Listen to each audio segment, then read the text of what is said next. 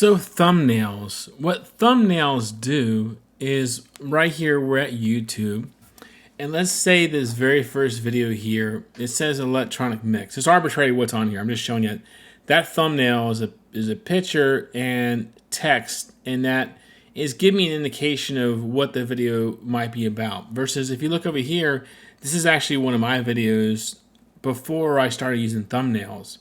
And it's just as a random screenshot somewhere in the video. You can see the teacher, he has his mouth open and his hands are kind of almost ready to make a gesture.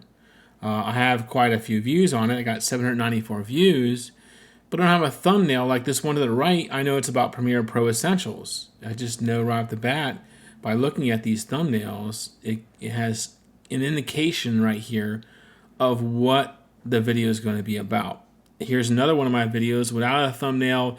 You can see her mouth is halfway open, and I got a 911 views on it, but I think the thumbnail and maybe information on the thumbnail could possibly help me get maybe even more views because people would know what it's about before they click.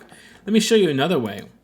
Here are some videos I've produced where, again, before I started using thumbnails, it just takes a random kind of photo from your video. Like, for example, here, this one here, this young lady's eyes are kind of closed. This one happened to be okay. This young man's looking at the camera smiling. That's kind of cool, but it doesn't communicate what the video is about. Whereas if I come back to my library and I look at my more recent videos, for example, here, all these have thumbnails that'll appear on YouTube and or in Canvas Studio.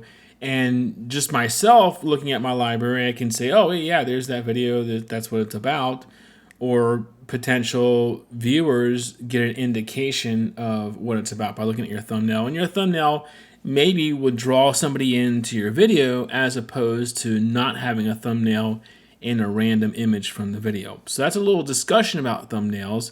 Now we're going to move into digital resources and tools you can use to create thumbnails.